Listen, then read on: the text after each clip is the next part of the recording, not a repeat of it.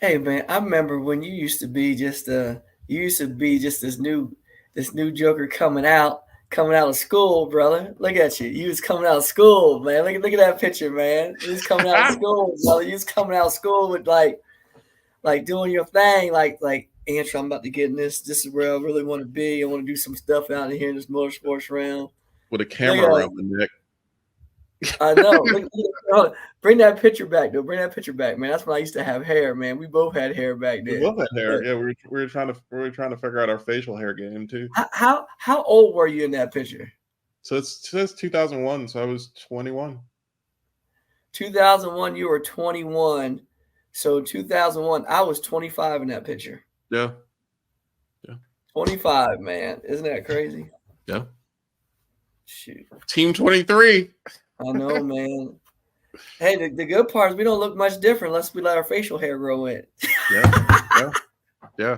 I feel different though. Shit, my back is killing me. Either way, let's go ahead and do this. Let's do it.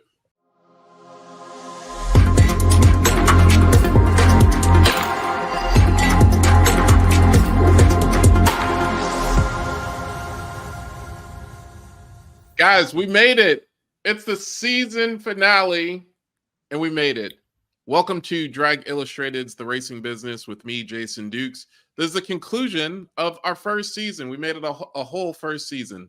Hope you got so much value out of this first season. Hope you got inspired. Hope you got entertained some, educated, and really motivated to do some big things in the world of drag race and help us keep this whole thing together and preserve this sport that we love, this industry that we love, and just keeping on. Actually, in the term of our next guest and our guest for this week, our final episode for this season, Top Fuel NHRA driver champion, Antron Brown, owner of his own team now, AB Motorsports.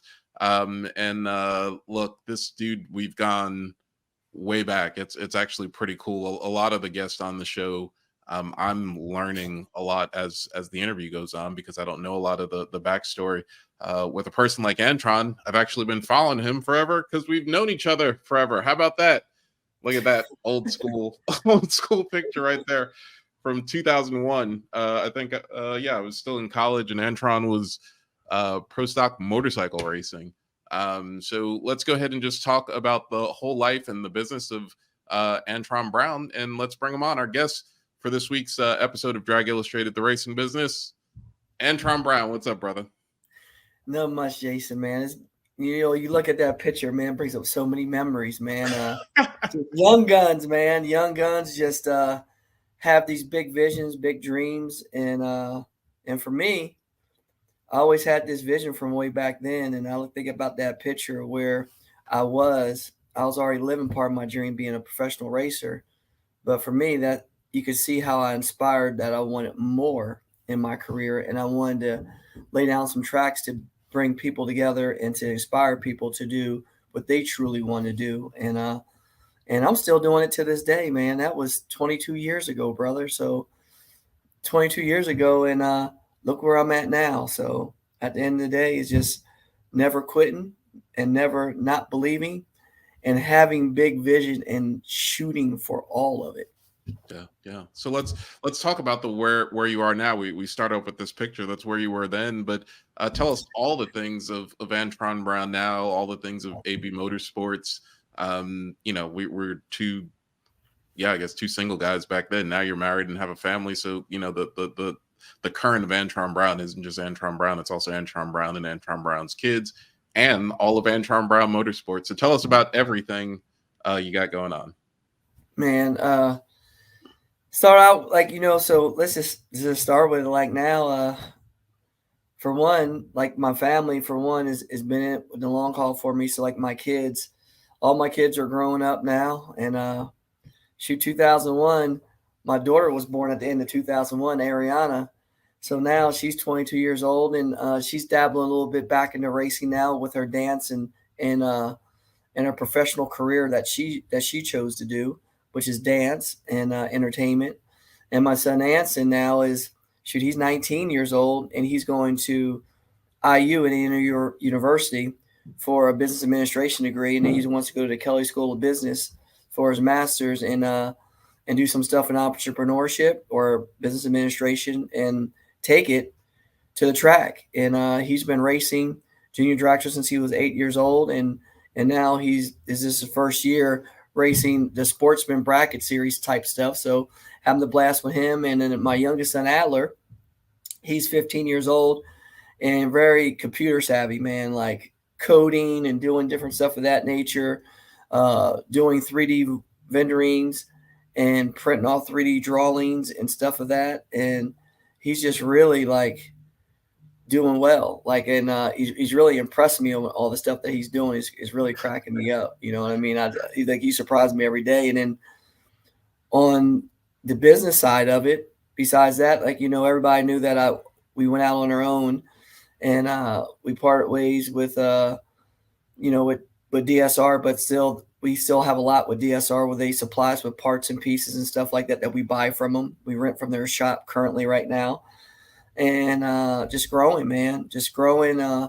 Started this venture in 2019 is when I had to talk with Don himself, and I formed AB Motorsports, and we were kind of in the back curtain where I was writing checks to DSR for our top fuel ride for most of our sponsorship. And then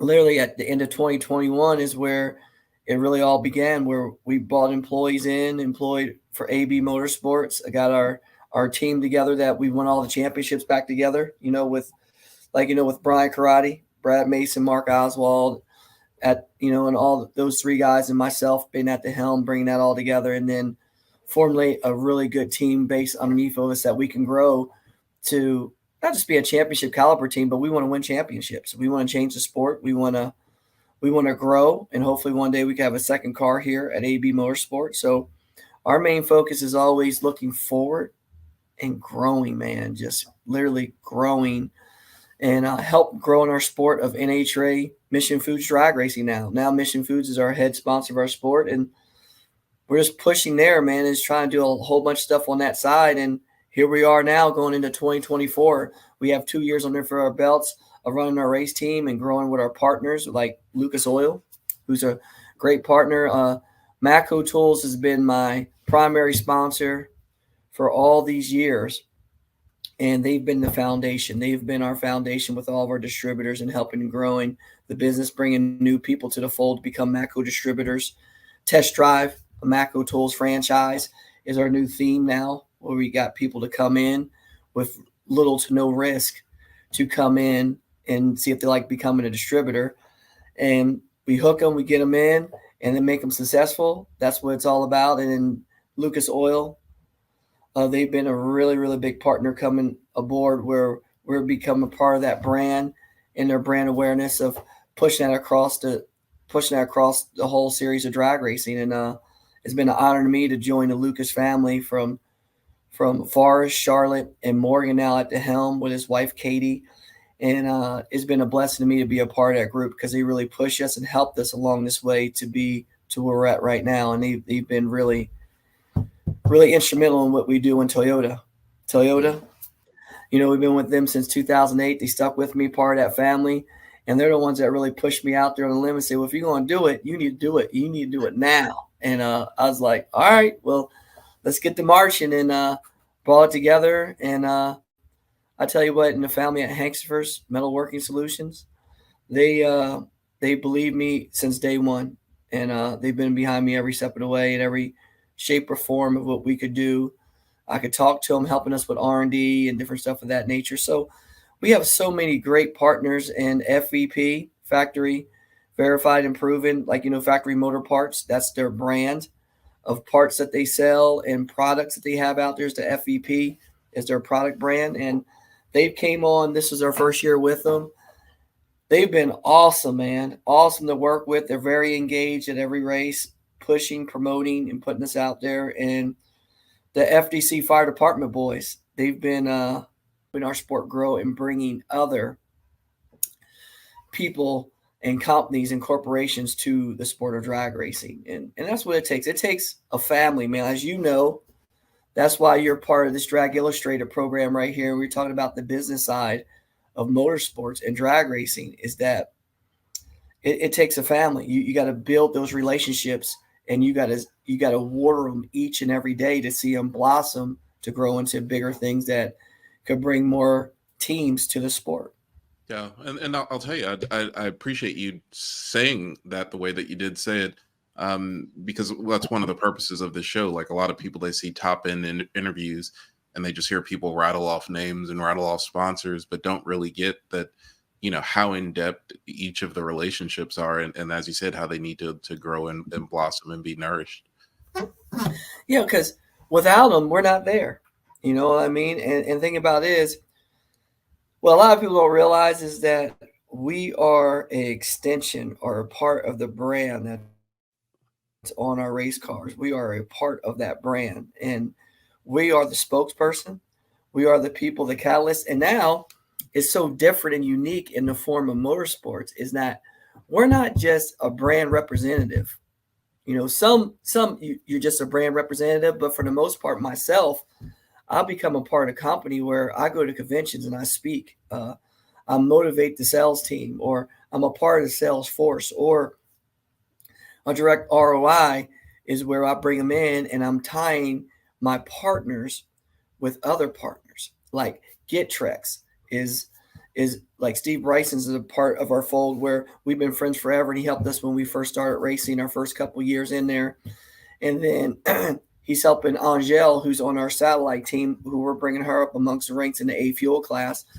And basically is like we tie him in with the people that we're doing business with, and he switches them over to their credit card processing, and he spoils them with their service because he pulls the red carpet out, and you got one person that's talking to you all the time, where when you need help, you call a 1-800 number normally, and you get different people, and you get around the bush. It takes you for long to get a problem solved, where you can call one direct person with GetTrex, and they take care of you like they're on your side. You know what I mean? And that's something special where you're able to put those special relationships in the fold. You know what I mean? And that's how we make our sponsorships go, is when we tie that B2B together, and they can make a direct, like they can actually make like a return right away of what they're investing into your race team.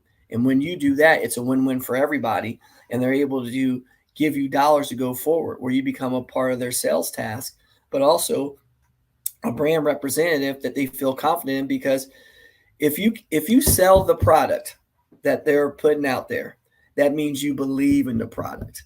And if you believe in it, that's why I always tell people it's so crucial that when you represent different companies, just don't represent a company because you're happy that they gave you a check. You got to believe in it, brother. If you don't believe in it and you don't live, eat, and sleep it, like, that's not going to last long. It's going to be in and out, because they're going to see through all the false things that you're putting out. And for me, with Macro Tools, that's a perfect fit for me, because I work on stuff. Like, I work on my race car. I work on everything from carpentry to building stuff to fabricating stuff to mechanic wise. That is me. Like, I am hands. Like you look at my hands. Like, if I show you my hands, look at all the cuts on these things, man. Look at them. They all tore up, man. Like, I work all the time. Like, I'm always tearing up my hands, man. Cuts, scrapes on everything. Mm-hmm. Like, I'm all cut up. Look at all the deals on my knuckles. Like, that's what I do. And, but the thing about it is, that's the one thing that resonates with people, is when they see the true person. And for me, they always say, you're so genuine. You're so nice. No, this is just me. This is how I am 24/7. And this is what I do.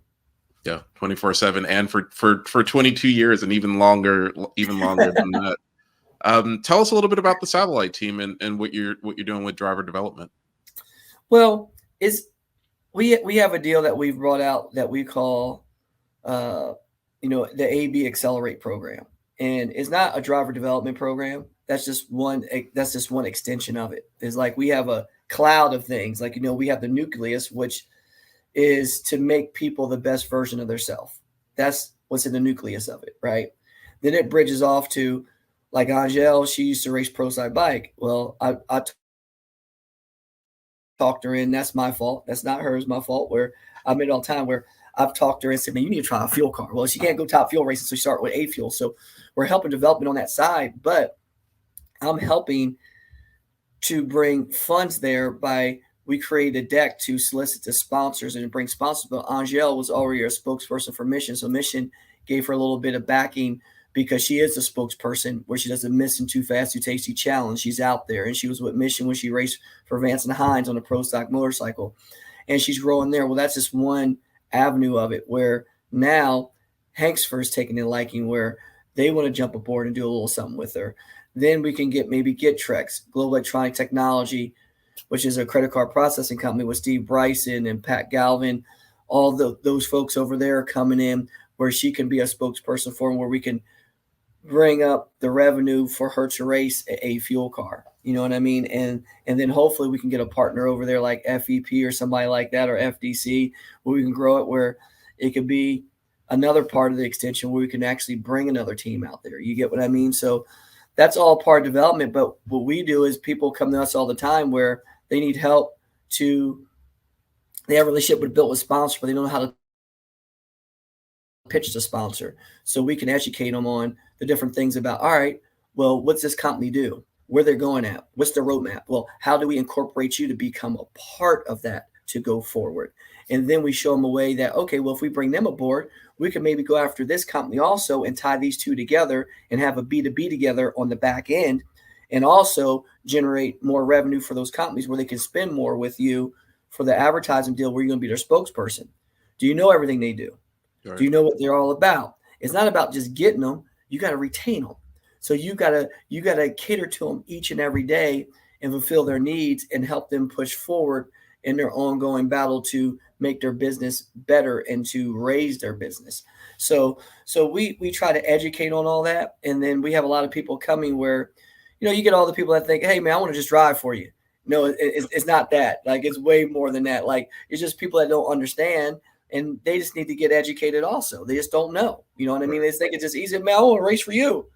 Well, you just don't race for me. What you going to bring to the table? What do you have to offer? What are the people that you're working with? What training do you have, and what skill sets do you have? And then we can help them and say, well, hey, you need to work on this a little bit more. You need some more of this. You need a little bit more of that. And then you need to be able to talk and look at people in the face and know how to talk and represent yourself. And you can't be shy. You can't be timid. You got to be very distinct on what you want and do it in a respectful manner. And always think about these companies you're going to represent, that you just can't show up doing this or that. You got to show up representing them, and you got to represent them in a universal language. That's what people don't understand. It's not changing yourself. It's being the best version of yourself. You get what I mean? You ain't got to act like this. You ain't got to act like this. I act like me all day long. I don't change who I am. You know that, Jay. Like, you remember me from 2001. Yeah. Like, I'm still the same person, just a little bit more educated, a little bit more wiser. Of course, that was over 20 years ago. I've learned a lot along the way on how to present myself, how to carry myself. And no matter what I do, it's having fun. It's just like I tell my guys on my race team, it's nothing I will not tell you to do that I already don't do or I wouldn't do. And I will help you out there. Whether our first few races this year, we took over hospitality. I'm out there helping them set up hospitality. I'm out there doing everything. Like, you know what I mean? I'm helping them fix a leak over here. We had a generator problem. We helped fix a generator. And when you could lead by example and set that standard, it just raises other people's deal with saying, if AB's doing it, I should be doing it. Because you get some people that say, man, I'm too good. I ain't doing that, man. I ain't sweeping up no floor. I ain't taking the trash out. I ain't cleaning up the bathroom. I look at all my guys and say, if I do it, you're going to do it. Right. You know what I mean? If I'm cleaning up your urine that you can't hit the toilet with, you're going to clean it up too. You know what I mean? So, like, it's just one of those deals where you lead by example and not by just what you say, and it resonates with people more. And that's how you push people to that next realm of their self to be better. Because no job too small, no job too far, no job too big. We all could do it. It's just one step and one thing at a time, each and every day. And if you do that, you look back on your journey and you can see how far you came. Yeah. So let's look back on your journey and see how far you came. Take us on the AB. Take us back to New Jersey. New Jersey. Man, you going back that far? Yeah, let's go back. Like, so look, I mean, I think we got introduced to each other probably like the 2001. I think we probably had known each other for a couple of years by then, but um, I got introduced to you. You were pro stock bike motorcycle driver, pilot. So, that's also not the beginning of your journey. Like, how did you get there? And then tell us how you got to where you are now and some of the things that you learned along the way. Well, I can tell you that I've started back from where I grew up in New Jersey. So a lot of people, some people know, some people don't. Uh, I grew up from a family that worked. They worked hard every day, and and we were taught growing up from my grandpa that you can have anything you choose you want in life. The only thing that's going to hold you back now is yourself. And and our family, we had our own septic tank service, Albrecht Brown and Son septic tank business. We did a little excavating work. We put new septic tank systems in, and we serviced them. That's what we did. We unclogged any lines or unblocked. We handled everybody's septic system from the outside wall of the house outside. We never could go inside and do stuff. That's for a plumber. So leach fields, all that stuff. So I grew up working, man, with backhoes, dump trucks, septic tank trucks, rotor-rooter machines, pickup trucks. And I worked at an early age. Like I raced dirt bikes. I started racing. I rode motorcycles since I was 4 years old, and I started racing dirt bikes when I was 12 years old, pretty seriously, and had fun with that. And it grew, where I learned that you only get out of things of what you put in, and how you get better. That's how you get better, and you only get better by putting time in riding. The more you ride, the better you get. And for my family, my dad and uncle, they were drag racing before I was born at the sportsman level. So they were super comp, super gas, all out bracket racing, run what you brung.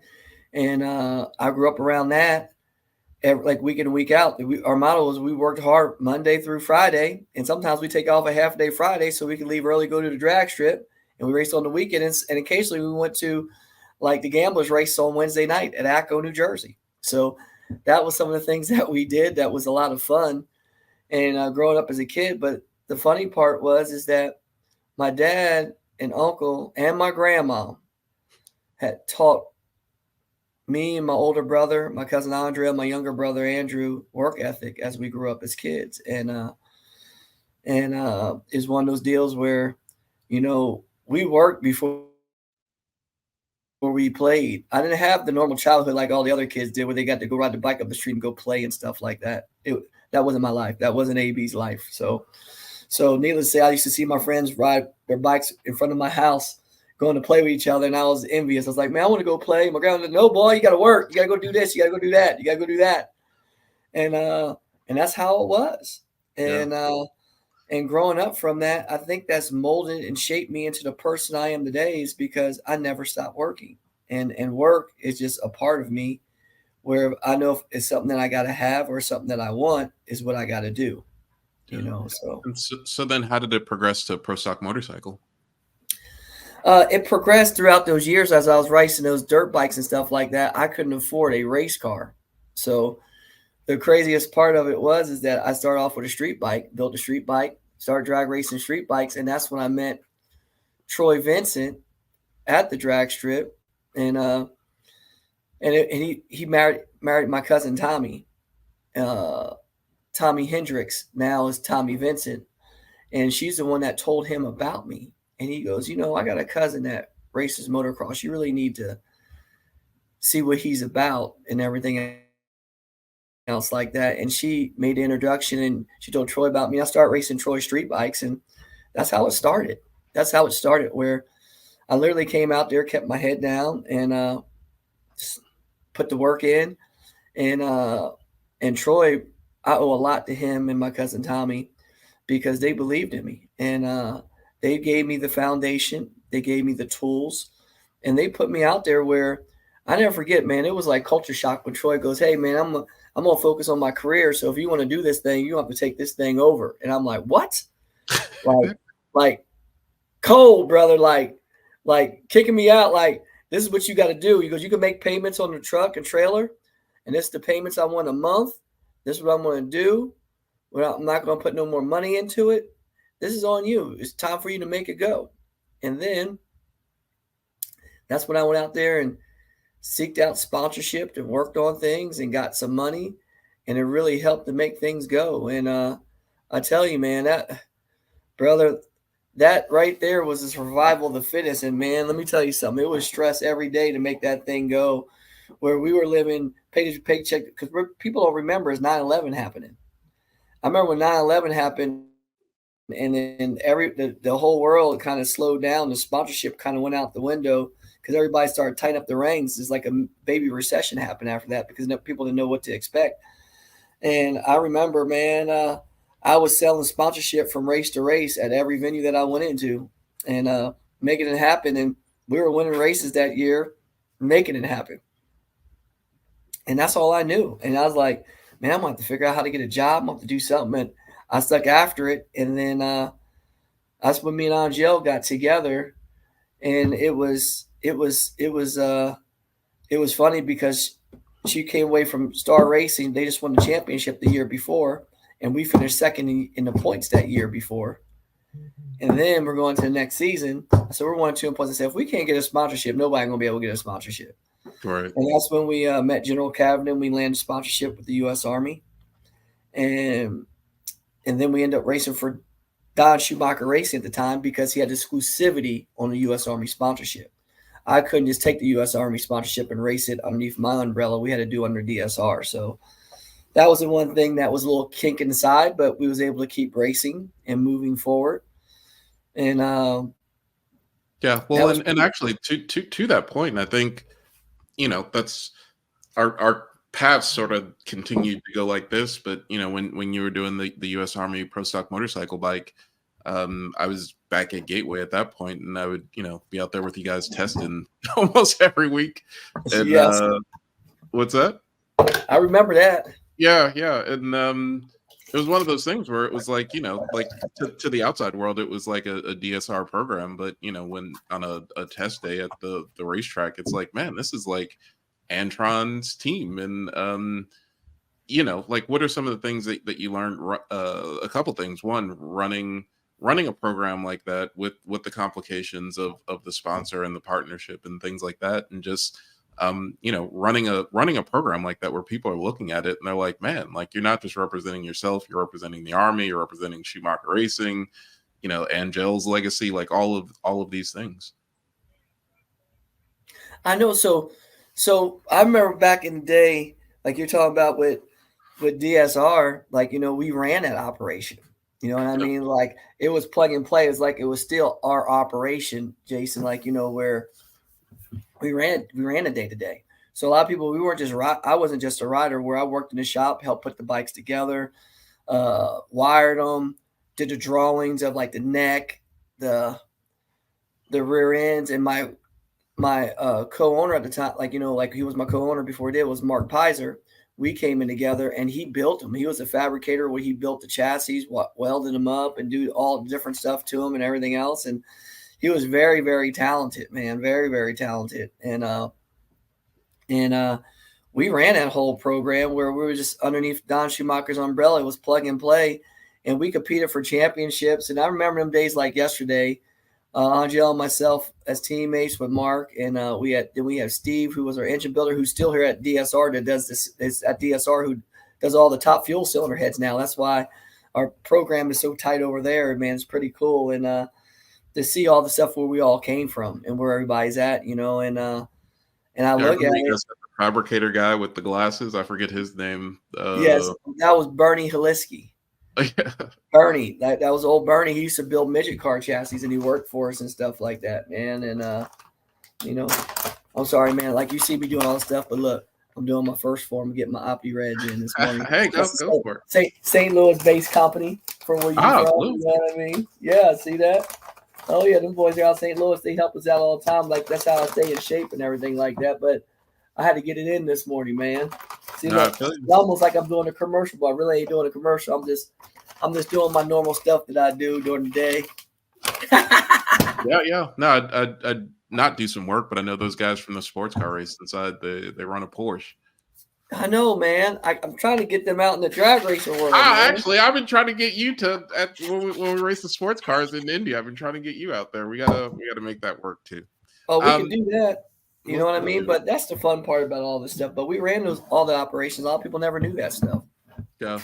Well, so one of the other things that happened at Gateway was at Gateway we had a radio show, and I remember you were one of the first guests that I had on one of the nights that I had hosted, and it was right after you did your first test on Top Fuel Dragster. So, and you explained that to the audience. Oh So my god. yeah, where did that come about? Like you have this pro stock motorcycle team that that's sponsored by the army, and and is like a huge program. Like what caused that shift over to Top Fuel? What caused that shift over for us is that we literally wanted like for me, it was a dream of mine, to be honest with you. I was always good friends with Daryl Glenn. He told me I should race Top Fuel. The first year I raced motorcycle in 1999. The second year I was racing bike. He goes, man, you need to be in Top Fuel car. I'm like, D, man, that's crazy, man. I ain't. And then me and DG, Daryl, yeah, it was so funny down the road. He goes, I told you've been great at it. You'd have been great at it just a long time before you were great at it, AB. I said, you're right, DG. I spent 10 years in bikes having fun, but that's my love, my passion was on two wheels. You know what I mean? And I'll never forget that when I put that out there that I wanted to go Top Fuel racing, and I told several people. And I remember telling Don Schumacher distinctly, and he goes, Antron, that's great, but it takes talent to do that. You got to be good at it. You know what I mean? And we got people that pay money that they come from that. You race motorcycles, and he goes, I think you might be good, but what you want to bring to the table? You got to get a sponsor. You got to get something. I say, well, Don, I go, I think I'm pretty good at the sponsorship side. I say, I think if people knew I want to do, I think we could bring something new to the sport, and I want to win. I want to win. Like I work at winning. That's what I do. Like, you know what I mean? It's like I don't like to show up just to show up. I want to come there with a chance to win. So, with that being said, is that I didn't get that opportunity there at DSR. So Lee Beard was there, and he always told me. And then when he went to go manage the team for David Powers Racing, and he was over there, they wanted me as a third driver. Because at the time, the driver was Whit Bazemore in a Matco car. He had a Hot Rod Fuller that wasn't a Valvoline car.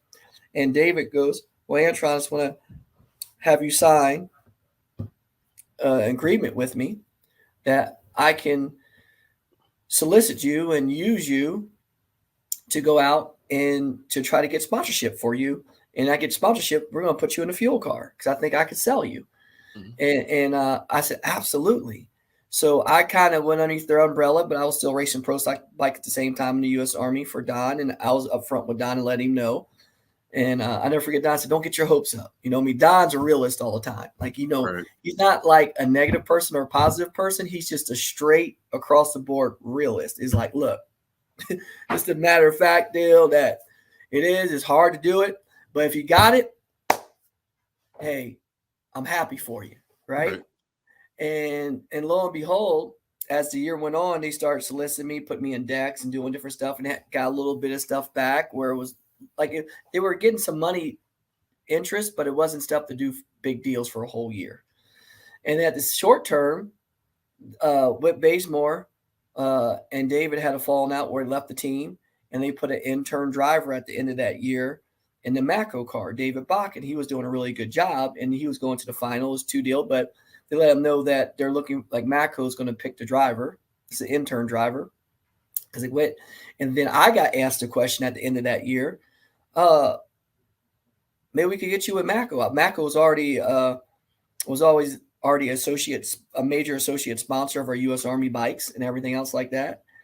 And I was like, man, I'm okay, absolutely. I'm telling them I'm all in. You know what I mean? I'm all in. And but the thing about it is Matco goes, well, we got to see if you could drive. And they got a little kickback from a few people saying, you're putting a bike racer in a Top Fuel car. And after I went to, this is the thing, before they gave me the green light, I had to go. I went to Frank Hawley's drag racing school. Thank you to Tim Buckley, who was one of David's partners. Powers Partners, and David. I went to Frank Hawley's drag racing school. I got my alcohol car license. That's when Frank Hawley still had a real alcohol. We had to swap feet and everything else. Like the car went 580s, like 260 plus miles an hour. So I did that. I was very successful at that, doing that. And I was like, all right, I got this, man. I get this top fuel car. I did this alcohol car. I know it's going to be fast, but at least I know what it's all about. And I know how it steers, what it's going to do, blah, blah. Man, so I get in there. Yeah, I hit the gas pedal, man. That thing took off. I remember this. I remember this story. It's the same story you told on the radio. It was like it just didn't stop accelerating. Well, this is the crazy part. The first time I got a top fuel car, it wasn't that bad for me because I only went 250 feet. Okay, so remember, I went to Vegas. We made 3 laps. Went only 250 feet because Lee was testing some new deals. He just want to see if I could burn out, back the car up, do all the fuel stuff. He goes, man, if I wouldn't know it, AB, like you've been doing this forever, man. So I did all that stuff. Everything was perfect. Everything was right. And it was dead on, man. We're all good. You know what I mean? And Lee was like, man, if I knew it, man, I thought you were a professional and that you've been doing this for 10 years. And then after that, David called me the next day. He goes, Antron, he goes, would you like the job? Because I want you to drive the Matco car. And I said, absolutely. Absolutely.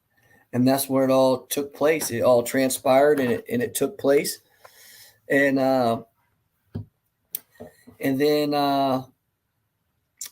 after that, I remember distinctly that the trip that you're talking about, I went to Phoenix, Arizona to get my top fuel license because you have to make full laps of top car. And brother, man, when I went to the first time where I went to half track, man, and that thing went 1-to-1, and that thing snapped up off the ground. Like it took off harder at like when it was doing 285 mile an hour than it did when it went from 0 to 100. And it went pow like that. And I never forget where it jerked me back and my chest felt like it concave like that. And I went like this and the car went pow up high. Brother, man, I was like, I got to the end of the track. That wasn't even a full boogie run, man. I got to the end of the track. The boy goes, how'd that feel, AB? Because the car, it was hauling the mail. Like it was going it was going to run like a 449 or 450 flat. And I was like, man, let me tell y'all something. I was so quiet. And I looked up at the sky and I was like, Lord, what did I get myself into? Is this what I really should be doing?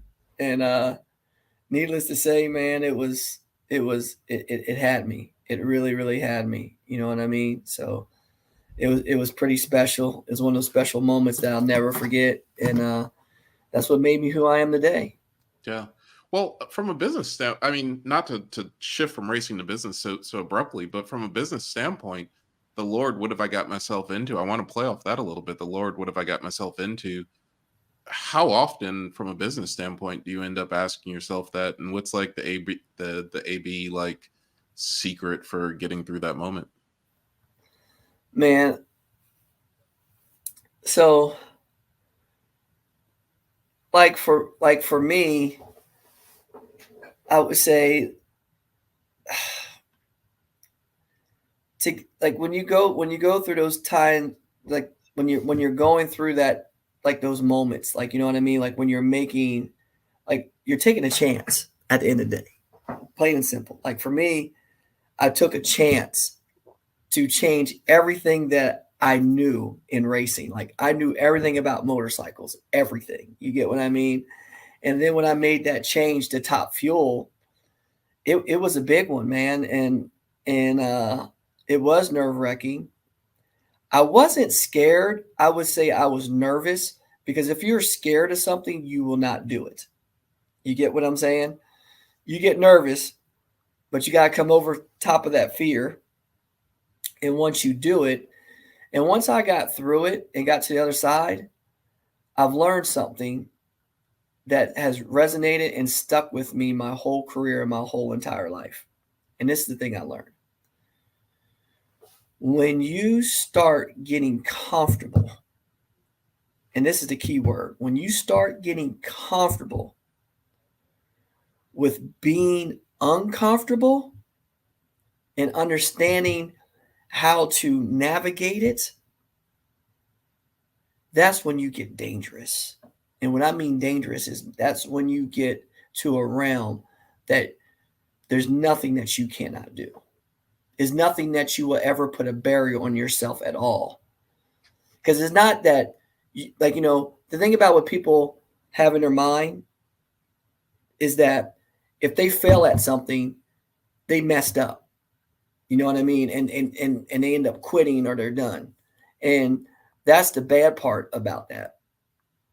But in essence, you won't ever get somewhere if you never try something different.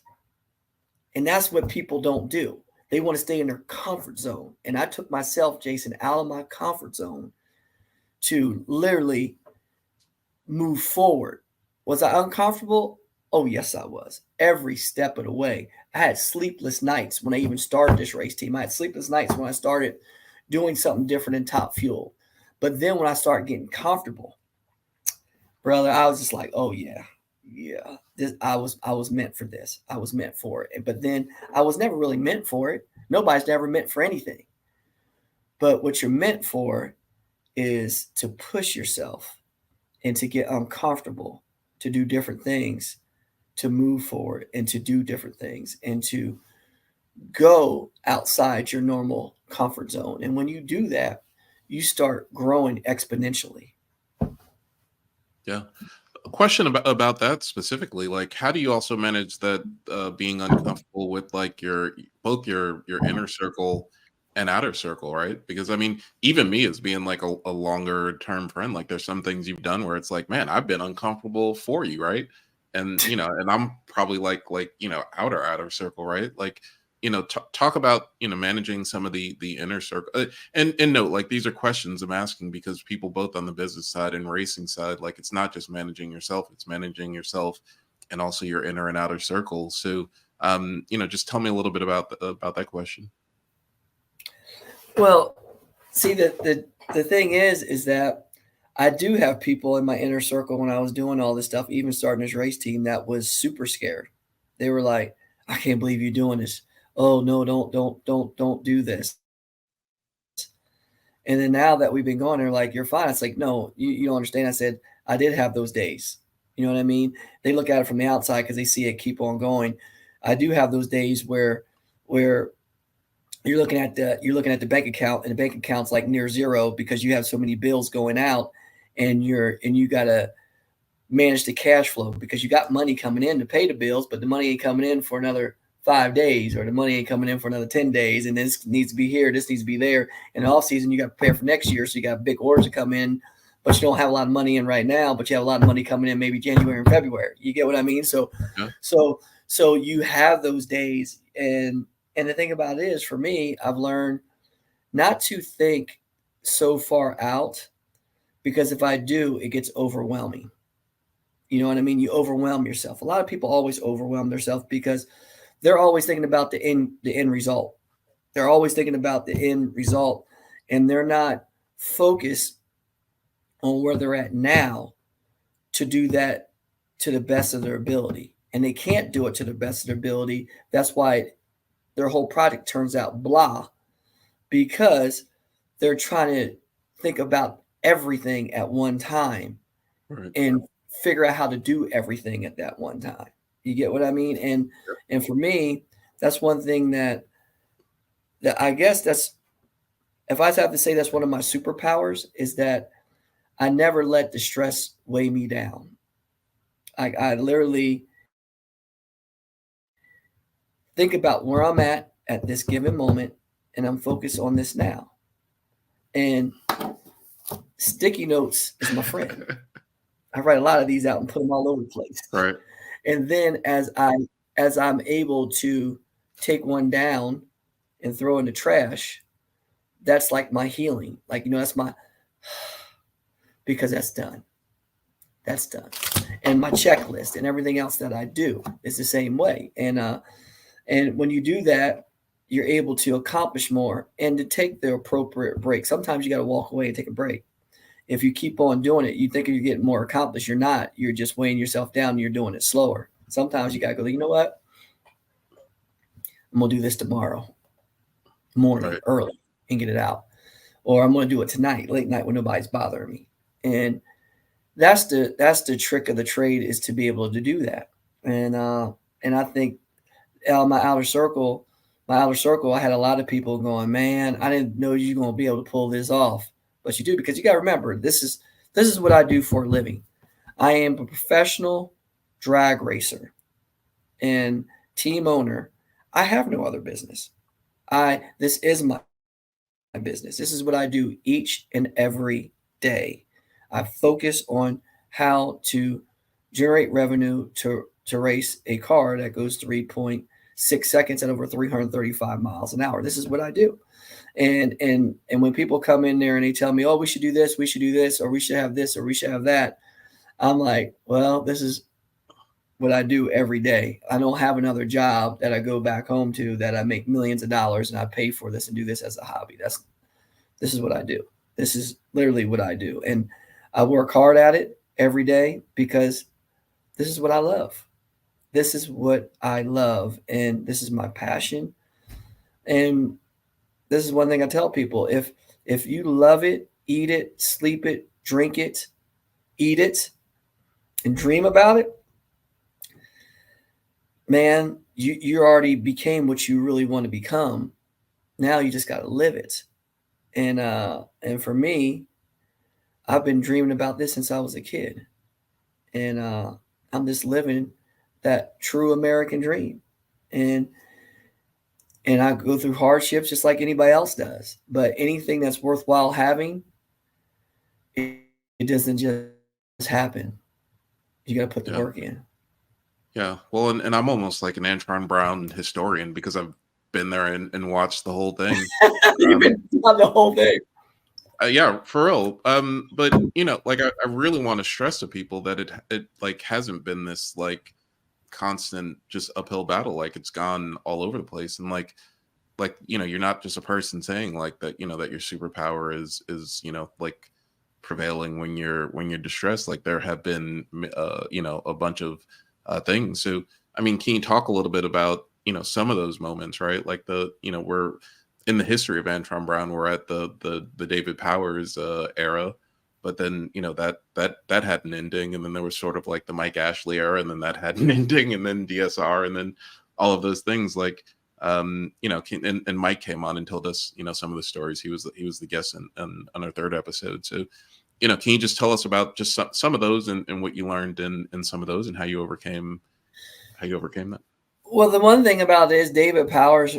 Like when I raced for David, I love David and his wife RJ and Hillary, the whole family, and they were special people, man. And what I mean by special people is that David loved the sport, and that when they had that big crash back then in '08, when the economy dropped, what the housing market dropped really bad. You know what I mean? When they crushed down on the housing market, you couldn't get 80-20 loans no more. His business slowed up way up where it was hard for him to have a race team because his company wasn't doing good at home. It was hard for him to focus on both, and he had to shut it down. And I loved racing for David. It was a good place to race at, and I enjoyed it. And then Mike Ashley took it over. He came in, bought it out, and I never forget, man. I was like, oh man, what's happening? It's like I was like, this is my first year racing, and now the race team is gone. Oh, and but the good Lord always does everything for a reason. And I never forget Mike Ashley came in, the most positive person I've ever been around in my entire life. You talk about a man, no matter what he goes through or turmoil he goes through, man, he could be in anything and he comes out making the best Kool-Aid mix you ever tasted in your life. And that's it, man. And Mike, he inspired me a lot to where I'm at today, where you always put yourself around the right people and you push yourself to be better each and every day. And you got to have this belief deal, man. I never forget, we raced with him in 2009. That joker told us we're going to win the Western Swing. We just won Denver, Colorado. We won the first race of the Western Swing because we're going to win the Western Swing. We was like winning races like it was going out of style that year. You know what I mean? We won like 7-8 races or something like that year. And I never forget Mike. He's going, we're going to win the Western Swing. I'm like, how do you think? I mean, he's the one that put Brian Karate and Mark Oswald and all of us together, and we had an incredible team, man. we had an all-star team with Bryant, Mark, Brad is on my team now. We had Mike Namagala, who's part of Leah's team. We had Rob Windland. Like we had Hauser. Like we had all these guys that were really really good where they could have went and ran cars, but we were all Right. one team. And and Brian and Mark, man, at the helm. I mean, we were destroying it. And I never forget, he just willed it. He goes, "We're going to win the Western Swing," and lo and behold, we end up in the final round and we won. And then at the end of that year, that housing market deal crashed where it took him out of the mortgage business or whatever it was, where he had to sell out. And then our team literally, well, before Mike Ashley bought us, Tim Buckley bought our team on one off season, and Tim Buckley had our team for literally like 3 weeks or 4 weeks, and then Mike Ashley bought it from Tim Buckley. Then it was with Mike Ashley, and at the end of the year, Mike goes, "Well, look, I'm gonna put you in good hands." And numerous people wanted to come in and do the team and stuff like that, and then lo and behold, who actually got our team and bought our team was Don Schumacher, and he put us in a stable foundation, and we were with him for literally over like close to 10 years, man. And it was 10 years. And Yeah. That's when we won a whole bunch of races, won championships, did different stuff. And it was a good place. It was a solid foundation. But then when I got there, like when I sit too long in one area, I literally looked at myself and say, "What am I doing better?" You know what I mean? Like, how am I going to better myself? Who's going to carry the torch? Because the John Forces, the Don Schumachers, the Don Perdones, like, the Bernsteins, they're not going to be around forever. Like, they've retired and out sport, and who's the next one to hold the torches if we don't do it? You know what I mean?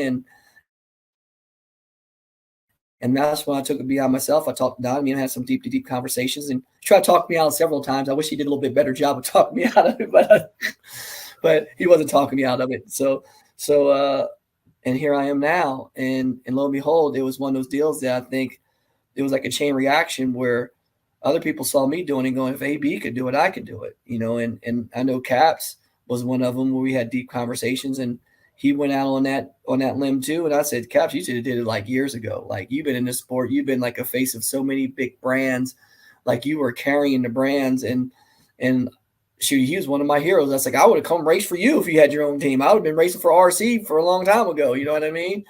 Like, you know what I mean? And then he did it, and then you see Leah go off on her own with Tony Stewart, like Tony Stewart coming in, and with Leah and Matt Hagan, and then you see Justin Ashley doing his own team. He did it before I did my own team. He was doing his team with Dustin Davis, partnering up with Dustin Davis, and they did their own thing. And look what they created and what they built. You know what I mean? And now we got the Sean Reeds coming in. They're doing their own team. So our sport is starting to grow. You're starting to see a lot more people coming in and do things with the sports, like Buddy Hall and like Clay Milliken. Like Clay Milliken's out there winning races to be for championships. You got so many teams out there now, man. It's like the sport's growing with a lot of individual teams. And I see the next 3 or 4 years where the sport's going to really, really blossom and go some places, like really, really, really peg the needle and go wide open. And I'm happy that I did it at the right time and got into it to help to grow, to go with this new curve that's going to happen, that I believe. Yeah. Well, and you're, I think you're a founding member of this new curve for sure. You mentioned some of the names of the people who are retiring and moving on, and I think, currently in the position where you are and where we are, you're one of the like founders and the pillars of where we are here. So really appreciate all the stuff you've done. We end every show with a segment called Put Up Your Dukes. Couple questions. The only rule, 1 minute answer each. Okay. All right. I got I'm you. sorry, less than 1 minute answer. I'll be 20 seconds. I'm up. Oh, yeah? All right, let's go. Antron Brown is ready to put up his dukes. Boom. Let's go. So Antron, first question, strength of Antron Brown, strength of the industry. The strength of Antron Brown. I would say the strength of Antron Brown is my positivity and my outlook on life and my laughter. When you hear me laugh, you know AB's around. And the strength of our series, the strength of our series is the uniqueness of our series, and every ticket's a pit pass. Uh, the diversity that we don't have to try to have diversity; it's already there.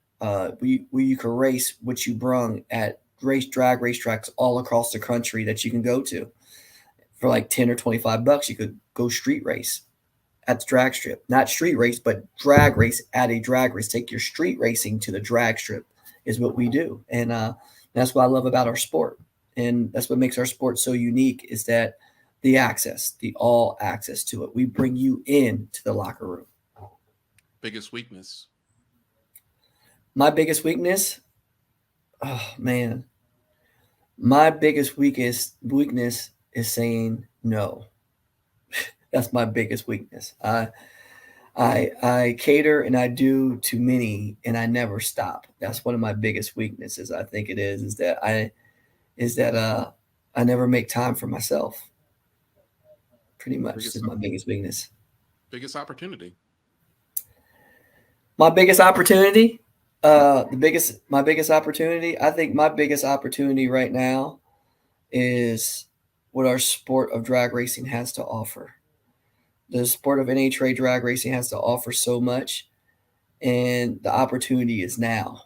And that's why I think you see everybody getting into our sport and doing what it does, and the TV package and everything else that's around the corner is going to make our sport get into realms that we never have. And we're beginning in realms right now with our sport package on Fox leading into the NFL football shows where we're having 1.5 to 2 million viewers within one weekends of shows, which is pretty awesome. So I love where we're at. I love where we're going. And I'm very excited for the future, without a doubt. Big opportunity.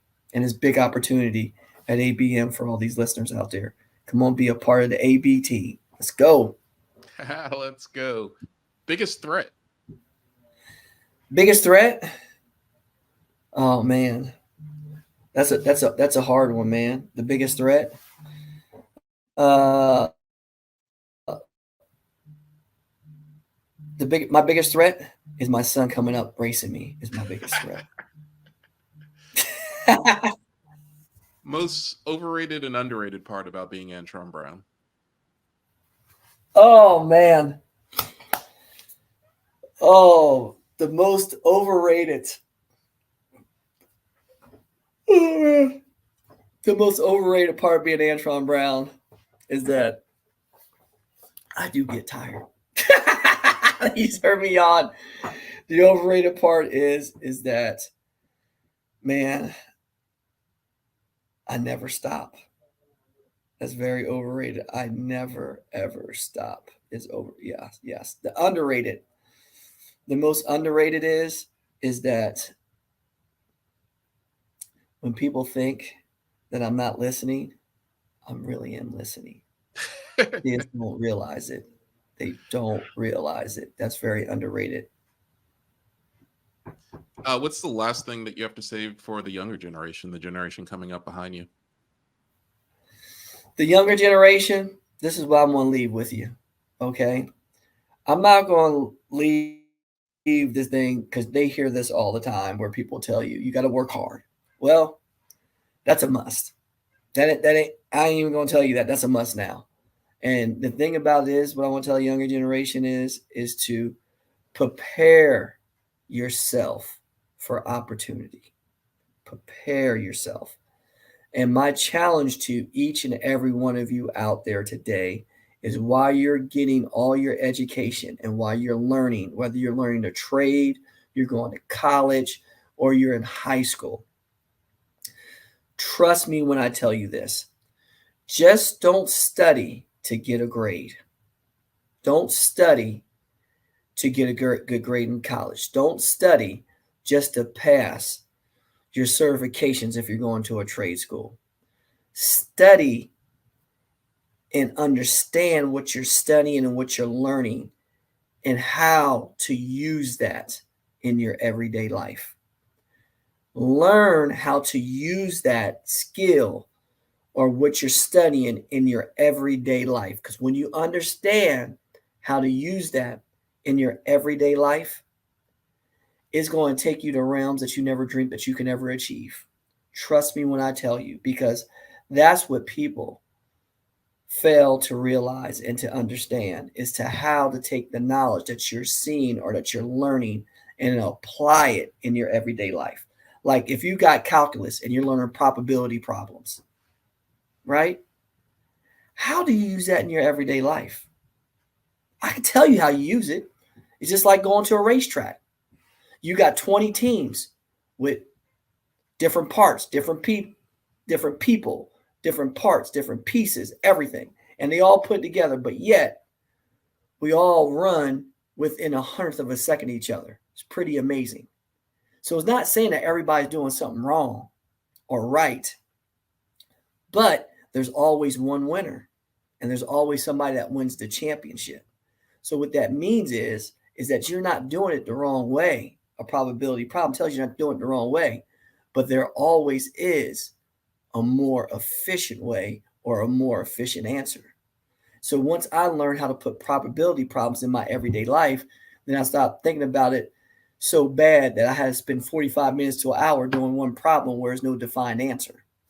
But when you actually understand how to apply it in everyday life, that just makes you go leaps and bounds because you understand by looking at things and able to observe and to focus and make things happen and do things in different ways. And that's why I challenge the youth today and all the people out there growing and learning is to figure out how to apply the things that you're learning in your everyday life. That's key. Yeah, thank you for that. I feel like we need to have the choir sing now, man. We You're crazy, Jason. But the last question is just what's your ask or what's your request from the community here that watches this show? Hey, my ask for the community is simple. I just want to see you at an NHRA Mission Fuse Drag Racing race this year. And I want you to show up, I want you to show out, and I want you to come visit us and come visit me. Because if you do, you're going to have a good time and we're going to unwind and we're going to have some fun and we're going to light it up. And the main thing is always keep your foot down on that pedal. Only lift when it's time to lift, because it's always time to lift. Just don't keep it down 24/7. You got to lift sometime. And how about from a And business make sure you hit them standpoint? shoots. Don't want to see Yeah. How You know about what I mean? and how And about always, and how about from a business standpoint?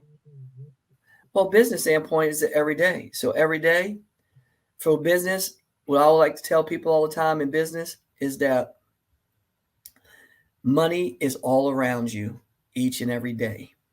All we have to do is figure out the vehicle to go capture it. And once you figure that out, navigate and do it wisely. But most important, have fun what you're doing. It's not about the money all the time. It's about your happiness. And that's what makes business real business and good business. Because being rich ain't being happy. It makes a lot of other things go away. But you being happy is what's the most important thing in business. All right. Well, amen to that. And let's have the choir sing again. Actually, you know what? We are going to have the choir sing because it's a celebration because we've entered the end of the first season of Drag Illustrated's The Racing Business. And so we want to thank all of the guests that have been on the show and definitely thank our season-ending guests here. Antron Brown, wish you good luck during the off season. Wish all of your family luck and love them. Wish your satellite team luck and all the different things that you're doing. And we appreciate you being on here. And we appreciate you guys joining us here all season long. We hope that you were inspired, hope that you got motivated, hope that you got educated. And look, we really need this racing industry to continue on. And so we hope that this has been super beneficial to you. We have some sponsors to thank here. Of course, Racers Club Apparel, racers.club. Go get your cool apparel, because if you come visit Antron at the track, you got to look good, right? Absolutely. Say yes. So listen, thank you for joining us all season. For Westbuck, for JT Hudson, for me, we just thank you here and thank you. And we'll see you next season, which is going to start January 8th in 2024. Can't believe it's 2024. But you're here, baby. Well, thank you all so much. We'll see you in 2024, and everybody have a blessed Christmas and have a blessed New Year. And let's bring in 2024